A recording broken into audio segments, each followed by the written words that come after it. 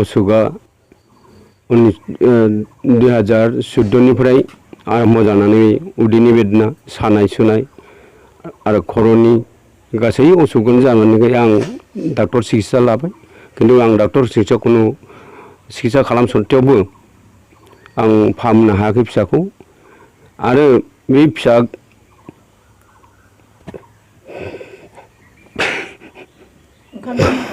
ओरैनो माबोरै जानानै बिदि बेरामाव गोग्लैनाय होनना फोरमायगोन आगोल उदै सादोंमोन कलेजाव केसि कलेजाव जिथु थाङो प्रथम खिबाय थादोंमोन बेखौ लानानै कलेजाव थांदोंमोन हायार सेकेन्डारियाव नाथाय बारा जानानै बे उदैखौ बोख्र'जोबनानै थांनो हायाखिसै उनाव पाठशाला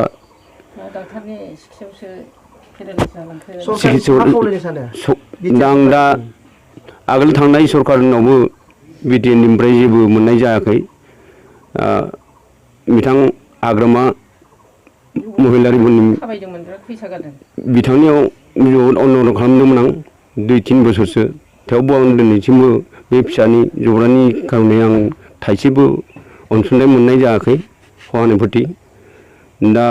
आं आसा खालामदों दानि गोदान सरकार बिटिआरनिफ्राय जाहाथे आंनि बे फिसा जब्राखौ फाहामनायनि खालामै थोजासे अनसुंथाइ होनानै बबाव सिकित्सा लानानै सुबिदा होनो हागोन बा फिसाखौ आं फोसाबनो हागोन आं बेखौ आसा थिदों दा आंथ' थोजासे नायबायबो न'खरनि हा हु रां रुफा न' दुवार गासिबो मोसौ फानजोबनानै नायनो सत्तेबो आं फिसाखौ आजि 7 बोसोर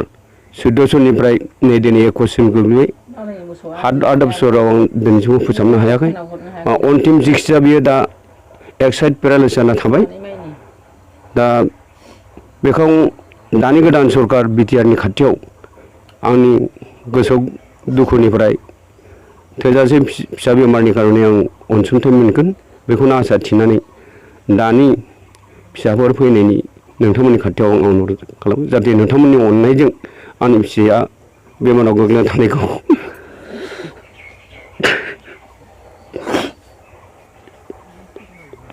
आंजों हेफाजाब होनानै जाहाथे बे फिसाखौ मोजां लाबोनो हायो आं बे बोराय बैसोआव जिहेतु नोंथांमोननि बे कख्लाबारि समस्तिया प्रमद बर'नि बिटिआरनि सिफनि समस्ति कख्लाबारि समस्तिनि नोंथाङा सासे मा खावलायगोन नोंथाङा आं अनसुंथाइ बे फिसानि असुख बेमारनि खार'नै बे बिटिआर सरकारनि प्रमद बर' बिथां सारनिफ्राय थोजासे अनसुंथाइ सहानुभुति मोननानै बा अनसुंथाइ मोननानै आं सिकित्सा लानो फिसानि खार'नै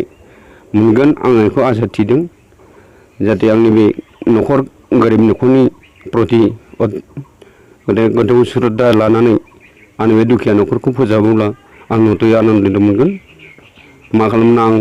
दुखिया आरो आंनि जेबो रोङा बेनिखायनो नोंथांमोननि जि संबाद बेयाव आं बे फंनैसो बाथ्रा बुंनानै आंनि फिसानि दुखुनि खार'नै नोंथांमोननो आंनि दुखु जासिनाय जाबाय